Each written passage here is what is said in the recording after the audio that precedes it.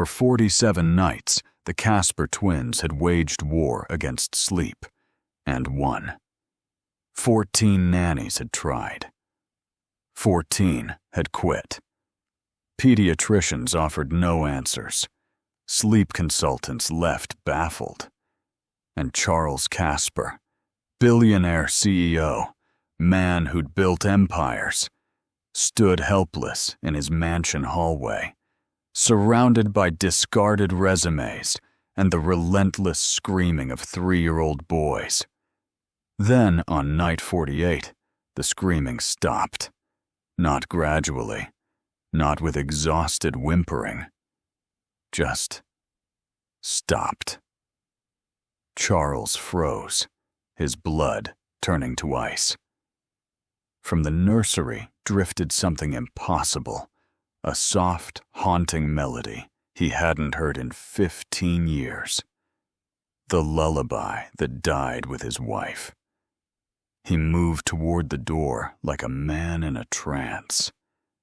Through the crack, he saw her, Lillian Easley, the new maid, standing over his sleeping sons, humming the song only Sarah should have known. 3 words escaped his lips. "How do you know that song?"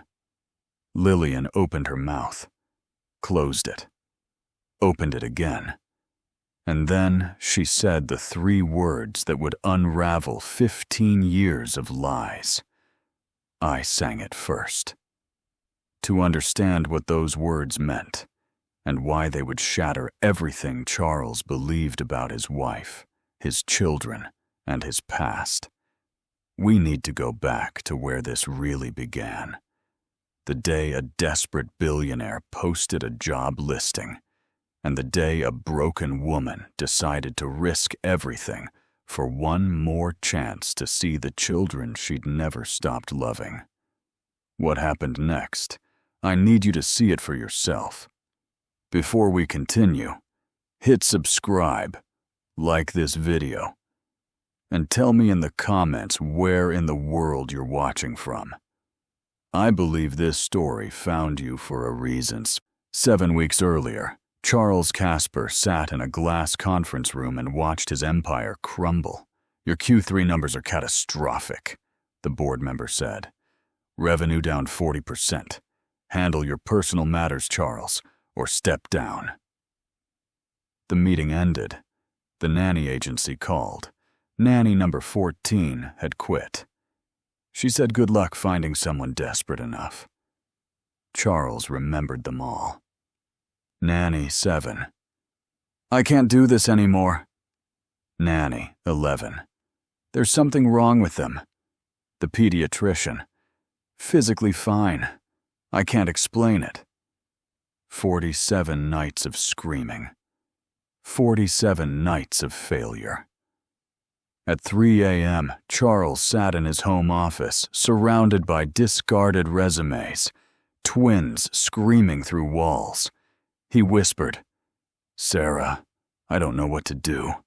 His laptop chimed. New application. The resume stopped him cold. Registered nurse, neonatal specialist, 15 years experience, seeking domestic position, any capacity. A neonatal nurse applying to be a maid? He scheduled an interview. Lillian Easley entered his study the next afternoon in worn clothes, nervous hands adjusting her purse. "You're overqualified," Charles said.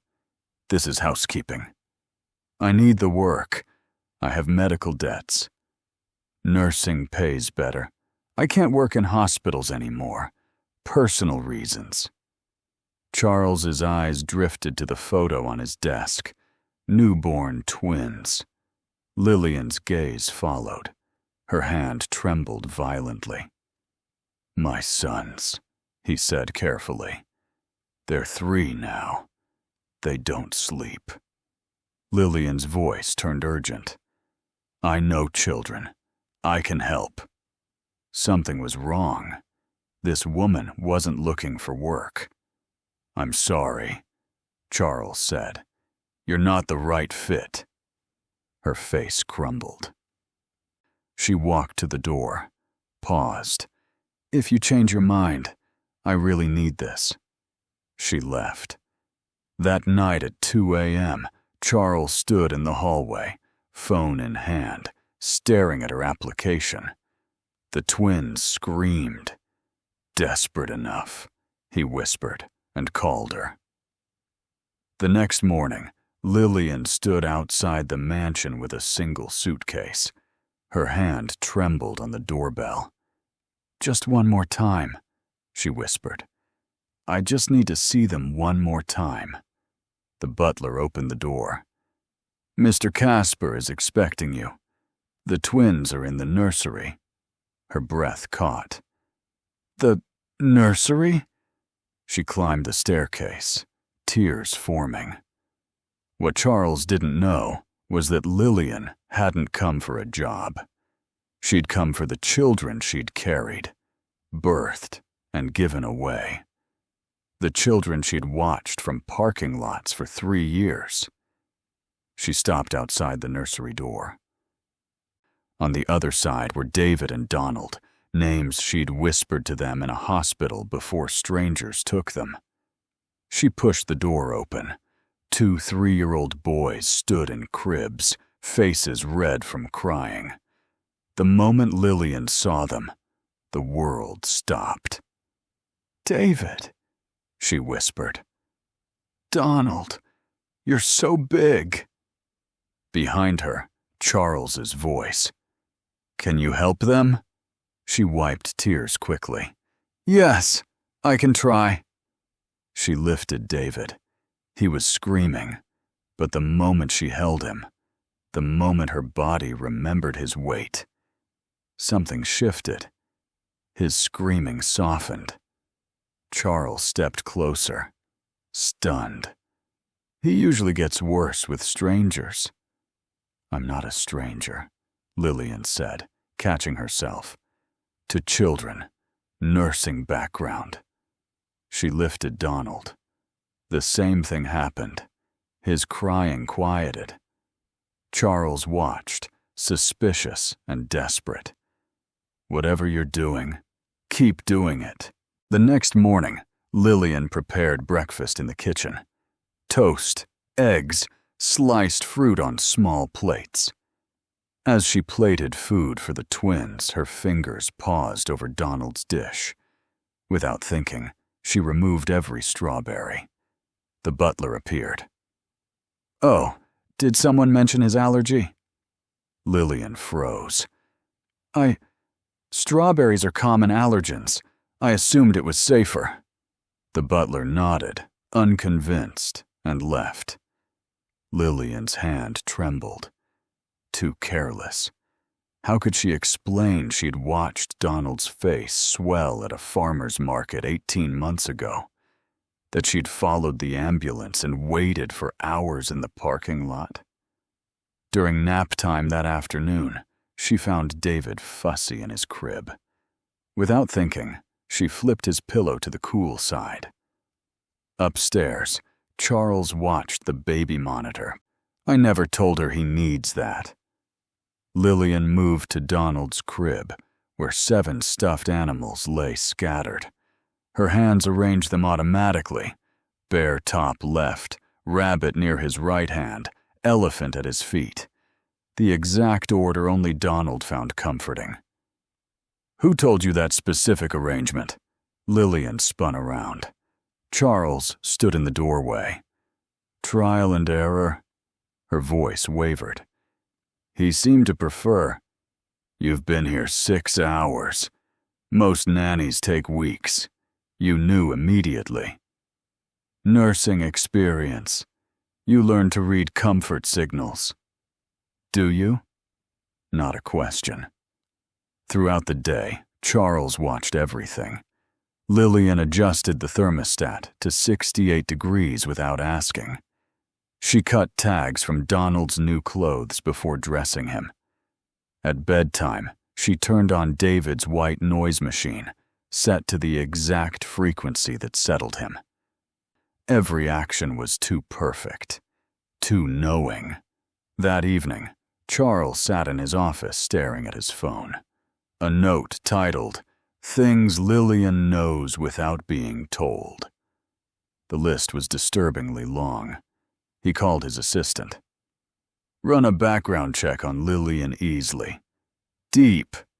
Everything." "Is there a problem, sir?" Charles watched the baby monitor where Lillian tucked the twins in. "Something isn't right. Find anything connecting her to my family. Anything explaining how she knows my sons better than I do." He ended the call and leaned toward the screen. Lillian was humming softly. Both boys calmed under her touch, eyes drooping in ways Charles hadn't seen in 47 nights. David reached up, grasping her finger. She froze, staring down with an expression Charles couldn't name. Pain. Longing. Something deeper than professional care.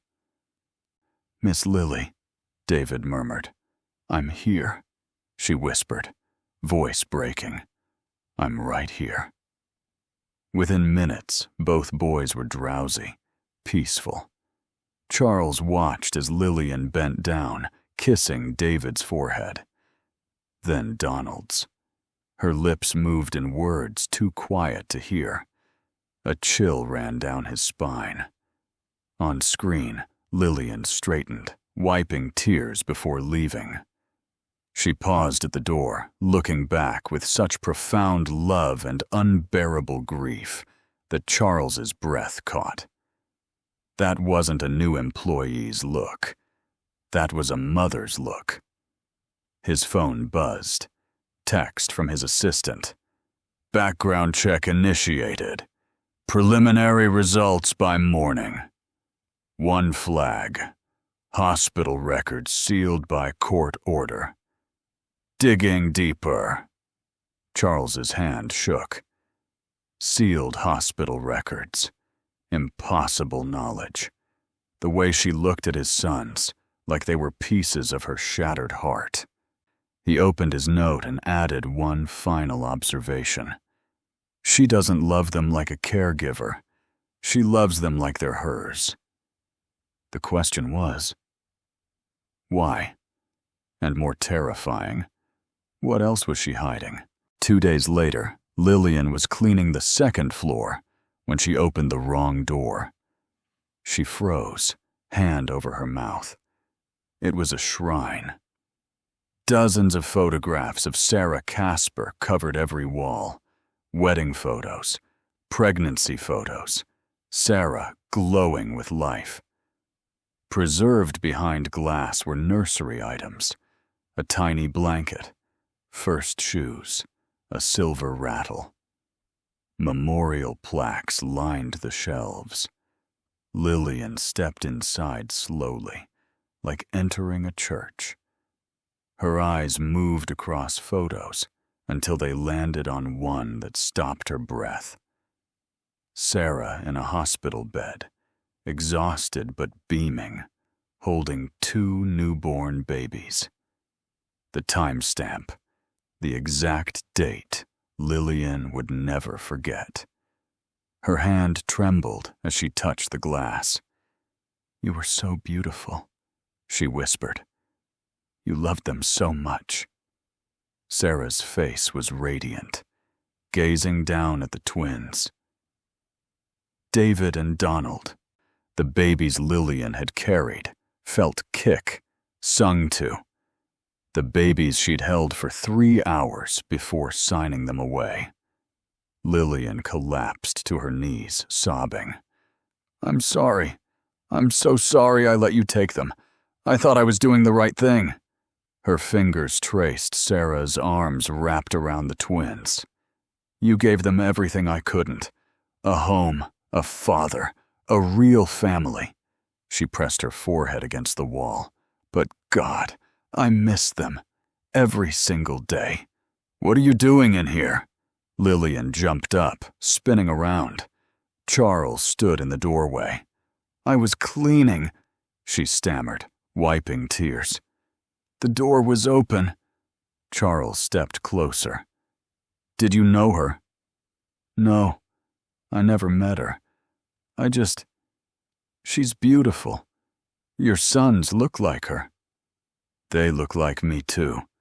But you only mentioned her. Why? I just meant they're lucky to have had a mother who loved them. Had, Charles said softly. Past tense. She died when they were 6 months old. Shock, then grief flooded Lillian's face so genuinely that Charles stepped back. You didn't know? No, I'm sorry. She fled. Charles stood alone, surrounded by images of his dead wife. He turned to the photograph Lillian had touched, Sarah holding the newborn twins. The timestamp, 4:23 a.m. He noticed wet tear stains on the glass where Lillian's fingers had been. What am I missing, Sarah? Why does a stranger cry for you like she lost you too? The surrogacy had been anonymous, clinical. He'd never met the surrogate. Sarah had handled everything. What happened in that hospital room? His phone buzzed. Text from his assistant. Background check complete. Sir, you need to see this immediately. Charles opened the report. Then he saw it, buried in sealed medical records. Previous employment. Gestational surrogate. Hospital. St. Mary's Medical Center. Date of delivery. Twins' birth date. Infant outcome. Twin boys. Baby A and Baby B. Released to intended parents. The phone slipped from Charles's fingers. He looked at Sarah's photograph. 4:23 a.m. The moment she first held the twins. But someone else had held them first. Someone else had carried them for 9 months, given birth to them, handed them over. Charles's eyes moved to the doorway where Lillian had stood moments ago, sobbing over a woman she claimed never to have met. She hadn't been crying for Sarah. She'd been crying for the children she gave away, the children she'd come back to find. A week later, Charles sat with the party planner reviewing arrangements for the twins' 3rd birthday. Standard package, the planner said. Vanilla cake, balloon arch, entertainer. Actually, they prefer chocolate. Charles looked up sharply. Lillian stood frozen in the doorway, hand over her mouth. Something wrong, Lillian? Oh, no, I thought they prefer chocolate. Charles set his pen down deliberately. How would you know? They're 3. They barely speak. Lillian's face drained of color. I've observed. There's been no cake in this house since you arrived. Charles interrupted. How have you observed their preferences? Lillian opened her mouth, closed it, then fled. The planner shifted uncomfortably. Should I change it to chocolate? Yes, Charles said quietly, staring at the empty doorway. Later, Charles stood outside the kitchen, listening. Lillian was on the phone with the bakery. Yes, chocolate. 2 layers and the special decorations she always made for them. Lillian stopped. I mean, that children generally prefer. Charles stepped into view. She? She who, Lillian? Lillian spun around. I misspoke. You said she always made for them. Always implies history. Who is she? No one, Lillian whispered.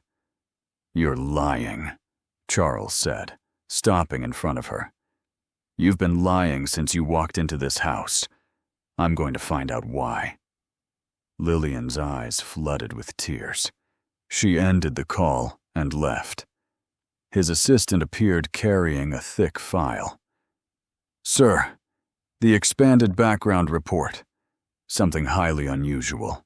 Hospital records, sealed by court order. Court order? For medical records?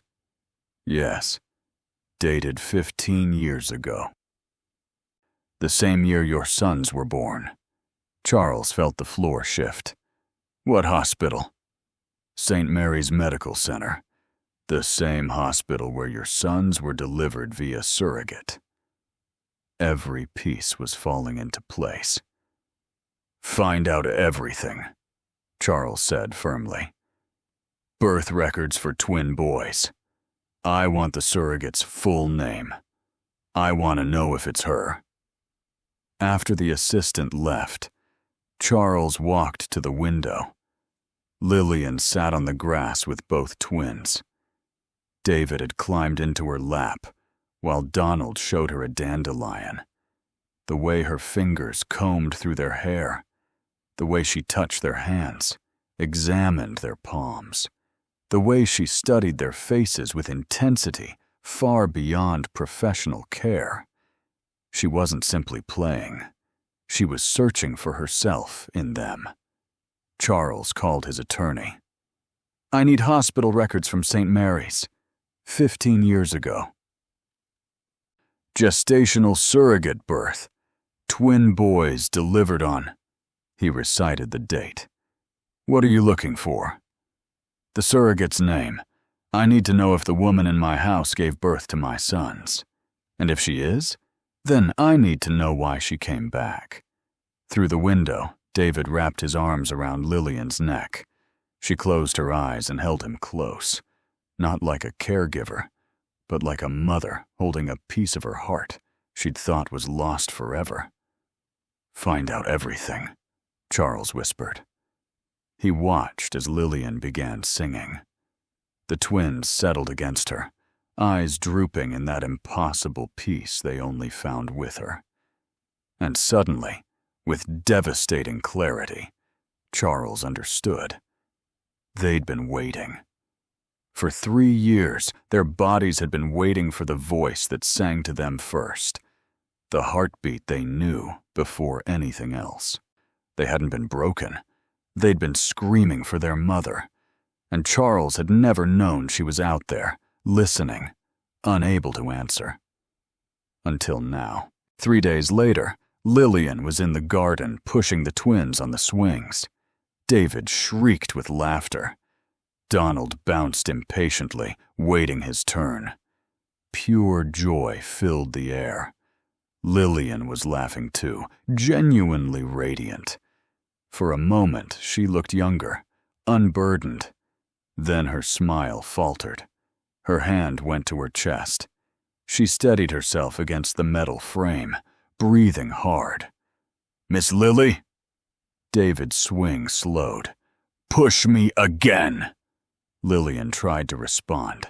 Her legs buckled. She collapsed onto the grass. Miss Lily! Both twins screamed, dropping beside her. Charles heard them from his study. He ran, bursting into the garden. He found Lillian unconscious, the twins crying hysterically over her. Charles checked her pulse. Weak, but present. Call an ambulance. Now! At the hospital, Charles paced the emergency room with a twin clinging to each leg. They wouldn't stop crying for Miss Lily. A doctor approached. Are you her husband? No. Employer. I don't know her medical history. Any family we can contact? Charles realized how little he knew. I don't know. 20 minutes later, the doctor returned, looking confused. Mr. Casper, what is your relationship with Ms. Easley? She works for me. Why? Because her records show advanced complications from untreated postpartum cardiomyopathy. Charles's breath stopped. Postpartum? After pregnancy? There must be a mistake. No mistake. The condition is 15 years old. She gave birth, and never received follow-up care. It's miraculous she's alive." 15 years, Charles whispered. "Yes, the scarring suggests an extremely difficult birth. Emergency cesarean. Based on the severity, possibly multiples, twins most likely." The room tilted. "She's stable now, but without treatment, she won't survive another year." Charles walked into her room like a man underwater. Lillian lay pale against white sheets, IV lines in her arm. When she saw the twins, her eyes filled with tears. "Do you have children, Lillian?" Charles's voice was quiet, deadly calm. Her face crumpled. No, not anymore. Not anymore. What does that mean?" Lillian turned away, silent. The twins broke free and scrambled onto the bed, curling into her sides, fitting perfectly. "Don't leave, Miss Lily," Donald sobbed. "Please don't leave."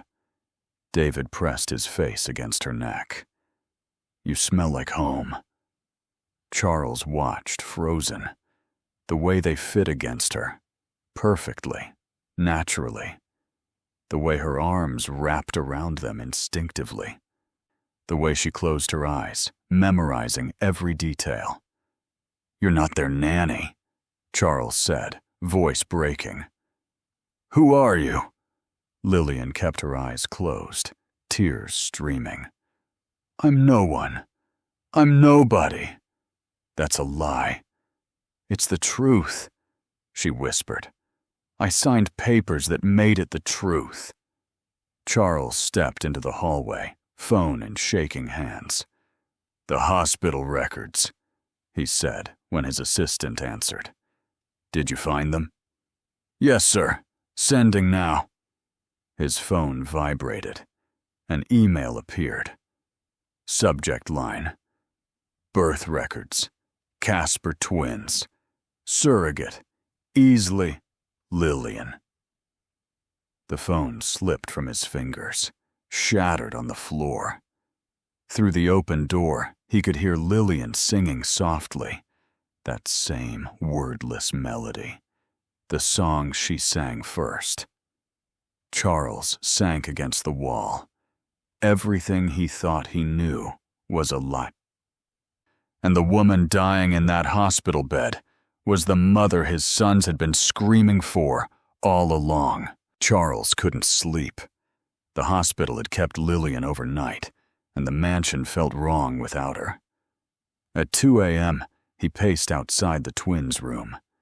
They'd finally fallen asleep after he'd promised Miss Lily would come back. He went to his study, staring at the email. Birth records. Casper twins. Surrogate. Easily. Lillian. He'd read it 100 times. It still didn't feel real. He needed proof he could hold. Charles found himself outside Lillian's room. The door opened softly. Nearly empty.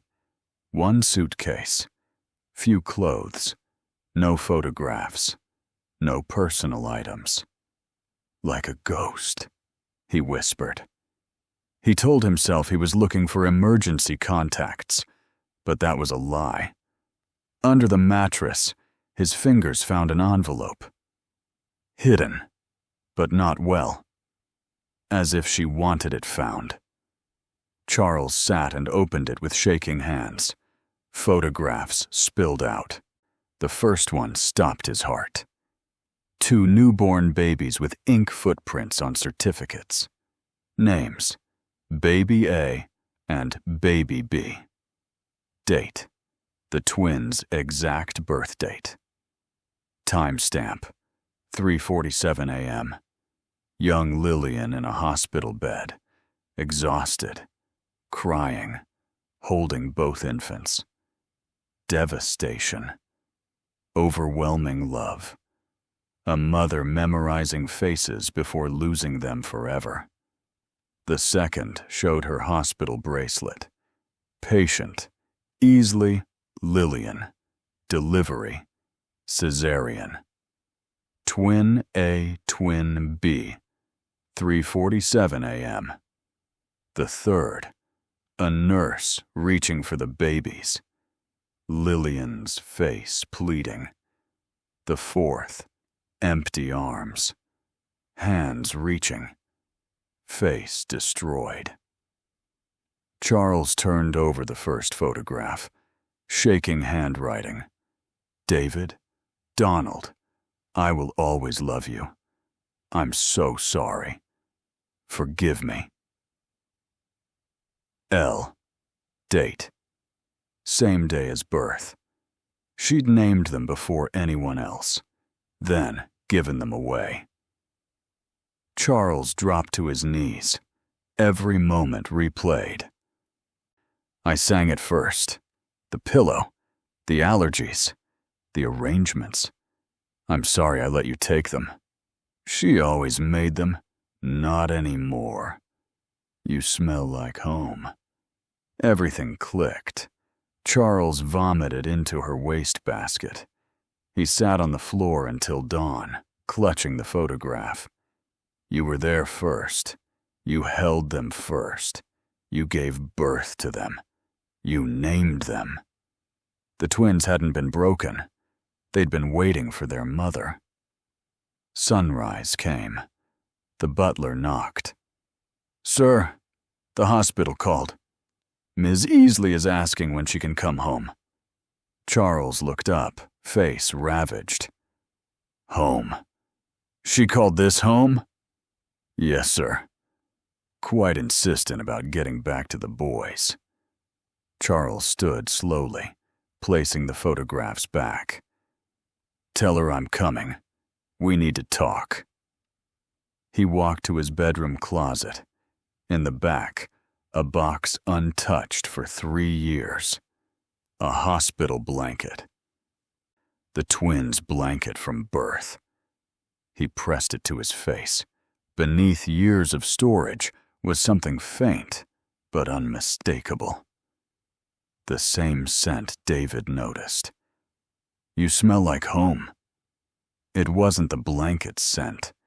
It was hers. Always hers. The twins had been wrapped in this, fresh from her body. They'd never forgotten. Charles sank onto his bed, blanket in one hand, photograph in the other. His world had been built on a lie. Sarah had handled the surrogacy. Anonymous, she'd said. He'd never asked questions, but Sarah had known who Lillian was, had seen her grief, had taken the twins anyway. Charles looked at the photograph, at the names she'd written. David, Donald. She'd named them first. What do I do now? He whispered. Charles arrived at the hospital at 2 a.m., photographs clutched in his hand. He pushed open the door. Lillian sat up in bed. When she saw what he was holding, all color drained from her face. She knew. Charles threw the photograph onto her lap. Explain. Right now. Lillian stared at the image of herself, holding 2 newborn babies. Tears fell silently. Explain, Charles repeated, voice breaking. The dam broke. I was hired as a gestational surrogate, Lillian whispered. Anonymous egg donor. Your sperm. Clinical. I wasn't supposed to attach. The egg donor was Sarah. Lillian nodded. I didn't know until later, but I carried them for 9 months, felt them kick, talked to them every night. Her voice cracked. The birth was complicated. Emergency cesarean. I nearly died. Charles sank into the chair. When I woke up, they let me hold them. 3 hours while you did paperwork. That's all I had. I sang to them, the lullaby my grandmother taught me. The only thing I had to give them. They were so small, so perfect. Then they took them away. I signed the papers. I knew the deal. But I couldn't let go. What do you mean? I watched from a distance. For 3 years. I'd park down the street, just to see them playing. I saw your wife die. I saw you struggling. I saw them growing up without... She stopped. Without what? Without me. The words hung between them.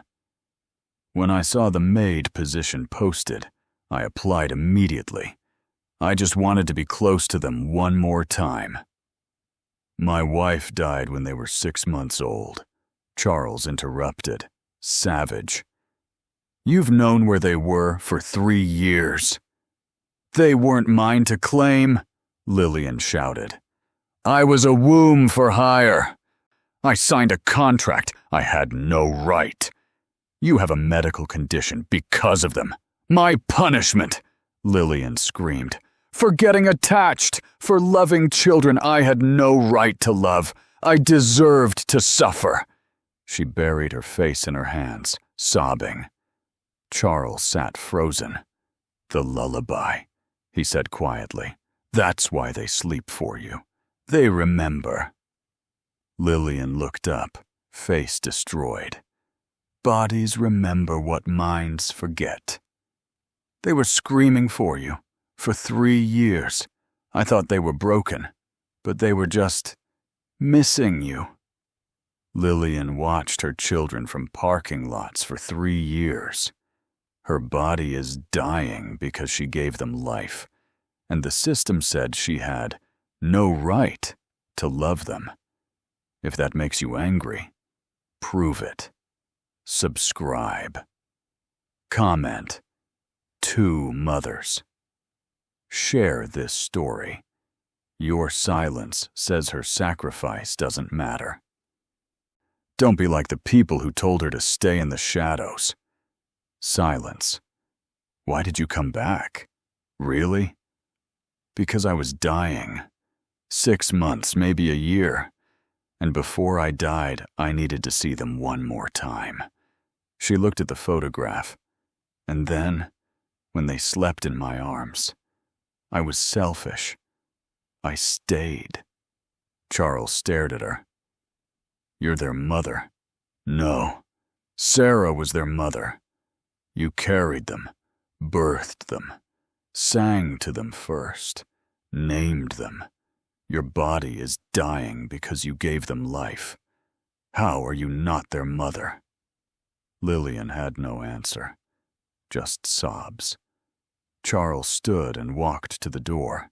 I don't know what to do with this, with you, with any of this. He left. Lillian sat alone, holding the photograph. I'm sorry, she whispered. I'm so sorry. Charles returned home as dawn broke. The butler met him. Sir, the boys are asking for Miss Lily. Tell them she'll be back soon. They refuse to sleep. They'll only sleep when she sings. Charles walked to Sarah's shrine room. He sat before Sarah's wedding portrait. Did you know? When you hired her, did you know? His eyes drifted to the jewelry box. He'd never opened it. Now, with shaking hands, he lifted the lid. Inside was a sealed envelope, his name in Sarah's script. If anything happens to me, open immediately. S. He opened it. My dearest Charles, I was dying. Terminal diagnosis 3 months before the surrogacy. I couldn't carry safely, but I wanted to give you children. I requested files on all surrogates. Clinical, professional, detached. Then I saw Lillian's file. Hospital note. Surrogate became emotionally attached. Severe postpartum depression. Not recommended for future surrogacy. I should have chosen someone else, but I saw her photograph. I saw her crying after giving away her first surrogacy baby. I thought, this is a woman who knows how to love children that aren't hers, who will love them when I'm gone. I chose her specifically. After the birth, I watched her hold David and Donald. I saw her break when they took them away. I thought, good. They'll have someone who loves them when I can't. I hired a private investigator. I've been watching her watch them for 3 years. She never approached, just loved them from a distance. Charles, find Lily and Easley. Tell her I was only borrowing them. Tell her they have 2 mothers. One gave them life, one gave them breath. They need them both. One last thing. I taught you the lullaby and I said it was a family song. It wasn't. It was Lillian's song. I heard her singing it to them in the hospital. I made it ours so that someday, when she came back, and I knew she would, they would remember her voice. Don't let my death steal their second mother. Sarah. The letter fell from Charles's hands. He collapsed, sobbing. You knew. You always knew. You wanted this. He laughed bitterly. You manipulative, beautiful, brilliant woman. Sarah had known everything. Had chosen Lillian knowing what would happen. She'd given him the lullaby so the boys would remember Lillian's voice. Sarah hadn't just given him children. She'd given them a second mother. Charles stood, clutching the letter. He walked to the twins' room. They were awake, tears streaming. Where's Miss Lily? Charles knelt. She's coming home. I promise. Will she sing? Yes. And I'll sing with her, because your mama Sarah wanted us all to sing together. She wanted Miss Lily here. She planned it.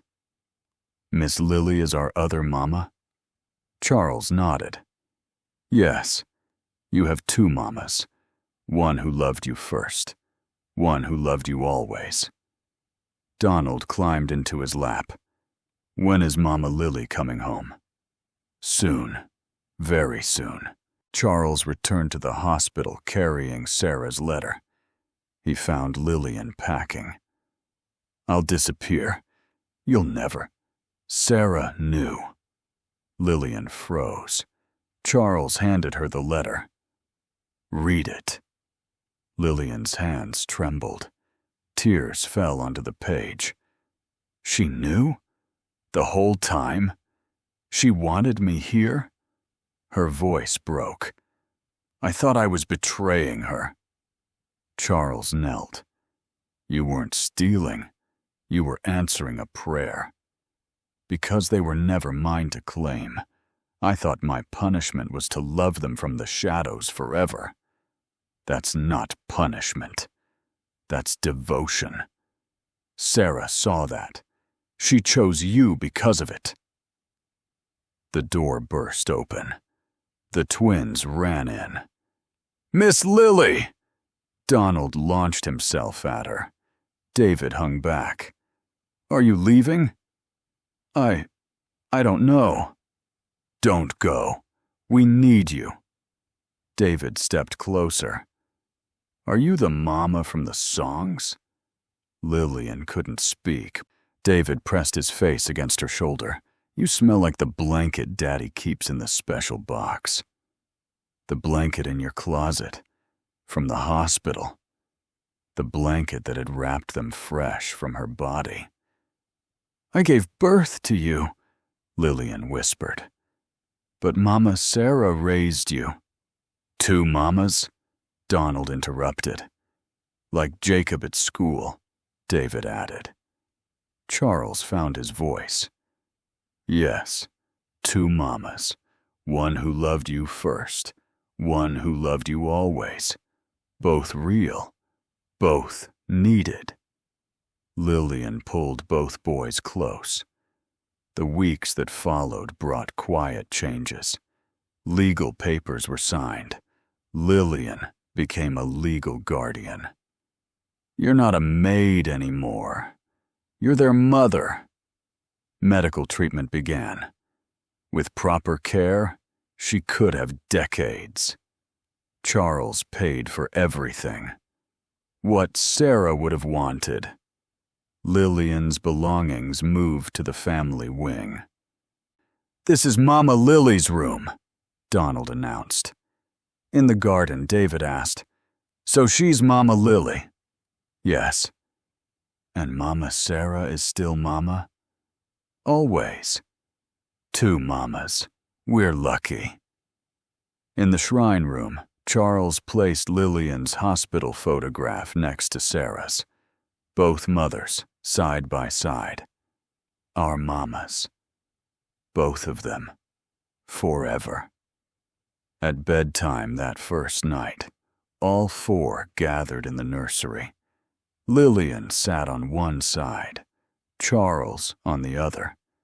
She began singing the lullaby. Charles joined in. Two voices, one song. The twins' eyes drooped, peaceful. "I love you, Mama Lily," Donald murmured. "I love you, Daddy," David whispered.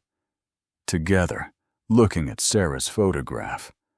"I love you, Mama." Charles and Lillian's eyes met over the sleeping children. "Thank you for not giving up on them. Thank you for letting me stay. Sarah designed this family before she left. We're just honoring her blueprint. Not a traditional family. No, but the one our sons need." The nightlight cast four shadows on the wall. 2 adults, 2 children, 1 family. On the nightstand sat 3 photographs. Sarah holding newborn twins. Lillian holding newborn twins. And a new one. All 4 together. Some families are born. Some are made. Theirs was both. Just not in the way anyone expected. 2 mothers, 1 father, 2 sons. And a love that transcended biology, contracts, and even death itself. If stories like this help you see what truly matters, I'd be honored if you subscribed. Together, we're building something more valuable than an audience.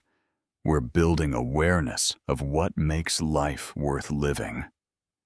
Tomorrow, I'll be sharing a story about a billionaire who told his maid to leave, and his 3-year-old daughter would take none of that. Thank you for being here. Thank you for caring. And most of all, thank you for showing up.